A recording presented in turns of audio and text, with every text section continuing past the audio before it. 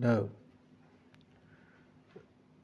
I shall begin my second class on the Post Office by Tagore right now. In my earlier class, you may remember, I had discussed this play on general terms.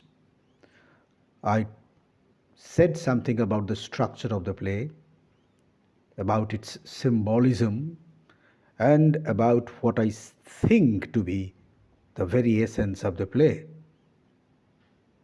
I, of course, talked about Amal, the protagonist, and how the central symbol of the play is the post office itself. Today, I shall be talking more on some of the characters than on anything else. We do not have any more important character in the play than Amal himself. In fact, all other characters, they center Amal, and they come, they talk, and they depart. And the primary interest of the play is, of course, Amal. But apart from Amal, one more character who may strike us the most is the character of Gaffer. Now, who is this Gaffer? We are not very sure about his identity. Gaffer says that he is a fakir. And we can understand that he wants to project himself, he wants to describe himself as a wanderer, as a traveler who goes far and near and who has seen so many things. In the Bengali version of the play, The Post Office, we find that the name of Gaffer is different. There, Gaffer is introduced as Thakurda, and we all know that Thakurda means the grandfather. Gaffer shows the affection of the grandfather to his grandchild. The love and the indulgence that Gaffer bestows on the little boy definitely touch our mind. But much more than that, Gaffer has a few distinct functions in the play. We do not know whether we can call Gaffer the chorus of the play. No, perhaps he is not the chorus, because a chorus is a non-participant. But Gaffer very much participates in the play. He is an integral part of the action of the play. In the life of a sick boy who is confined within a room, who doesn't have the permission to go out, although he craves all the time for outside world, where he can see things, where he can interact with other people, other characters. In this world, Gaffer is definitely a relief. He comes as a relief because Gaffer has an unending stock of stories, stories that can, of course, enthrall a boy.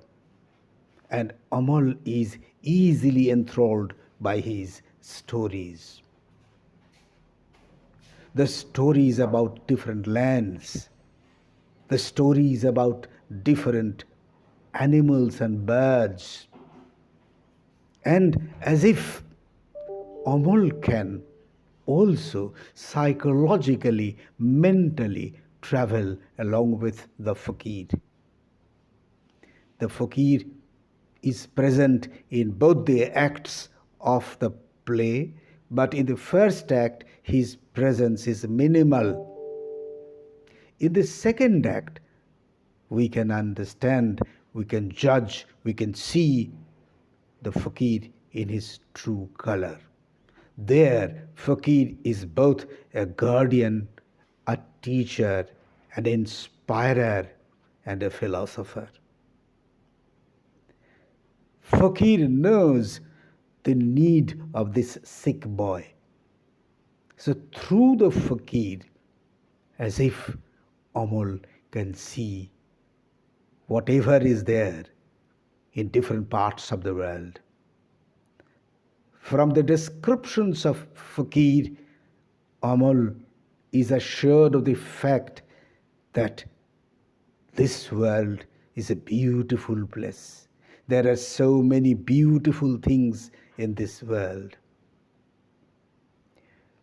And, well, how Gaffer interacts with the boy, that is a very important thing, a very significant thing to note. I just now said that Gaffer, as if, plays the role of a teacher, as a teacher should interact with his student, and the student would not understand that he is teaching anything to him or her. In a similar way, Gaffer tells the story of the world. When, well, Amol asks, well, is there no fountain on the hill? And how Gaffer reacts, well, is there any hill without a fountain? Must be there fountain. And not only fountain with crystal water, and, well, the small, teeny stones that flow and that come down with the flow of water. Well, they make beautiful musical sounds. And we can guess that as Amol hears, he can visualize also the words of the fakir, or the words of Gaffer, have definitely a visual effect for Amal, the little boy. And, well, at one point of time, when Amal says, "Oh, how I wish that I could be a bird," and, well, Gaffer says, "But you said that you would be hawking curd with a curd hawker. So if you are a bird, how can you have a flourishing business?"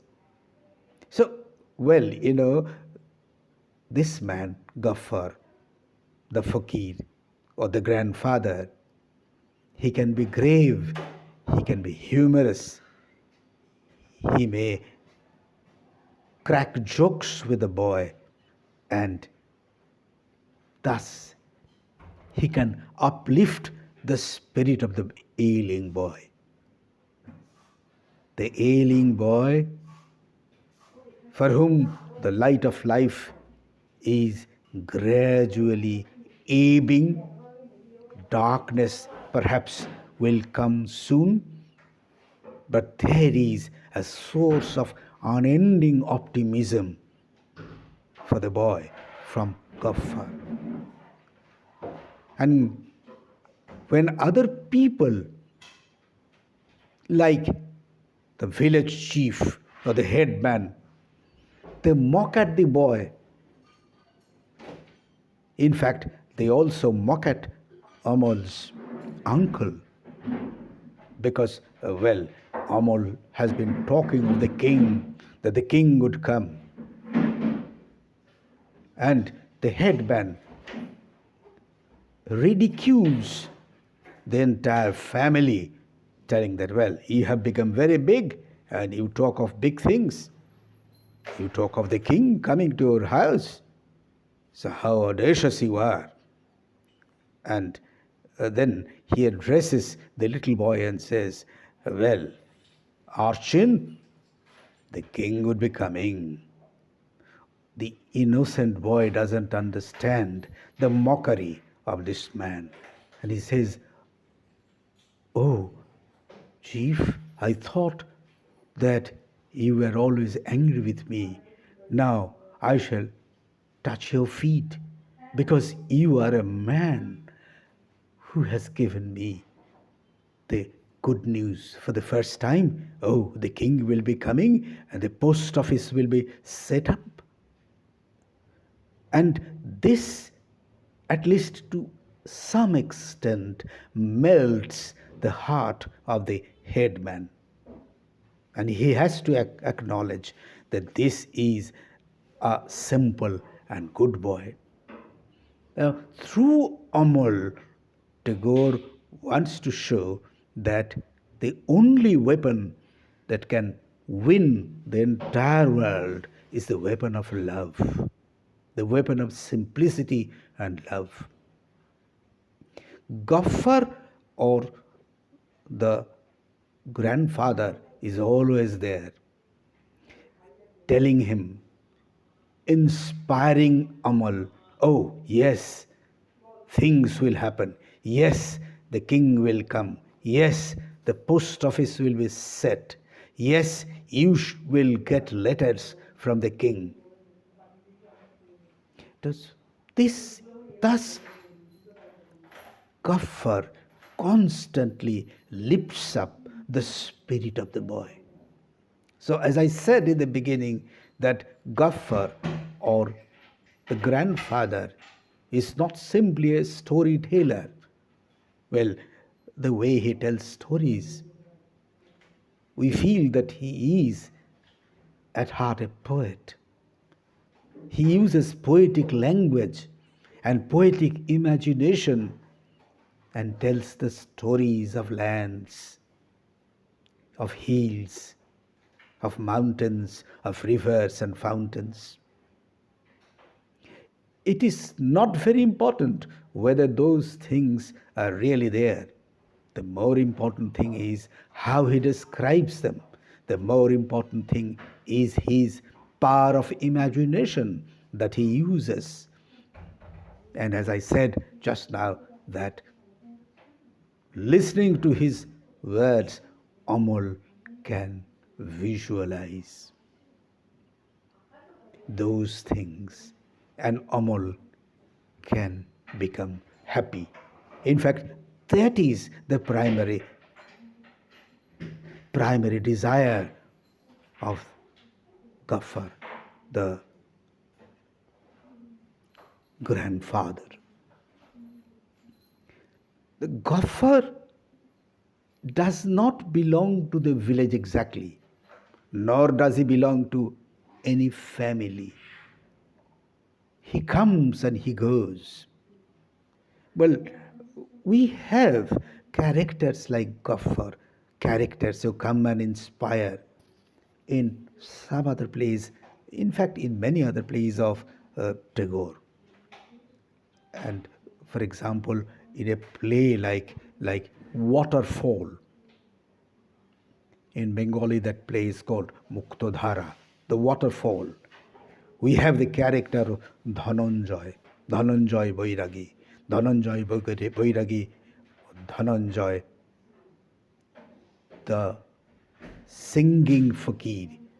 He comes, he sings his songs, and he inspires men. So Gaffer is like Dhananjay. He also comes, he doesn't sing, but he tells stories. But his stories are as important as the songs of Dhananjay, as inspiring as the songs of Dhananjay. Then we come to this particular name, Gaffer. Apparently, this sounds like a Muslim name. Did Tagore deliberately incorporate this Muslim name? Now, when Tagore was narrating the stories of his childhood, he introduces a character called Abdul, Abdul the boatman, and how beautifully, how endearingly Tagore sketches the character of Abdul, we know. So, in a same endearing way, Tagore has sketched the character of Gaffer. But Gaffer is a spirited man as well. And therefore, he doesn't care about the headman. He doesn't care about the rules.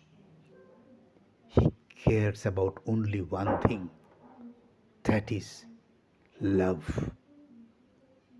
Like Amal, he knows that love is the most effective medicine.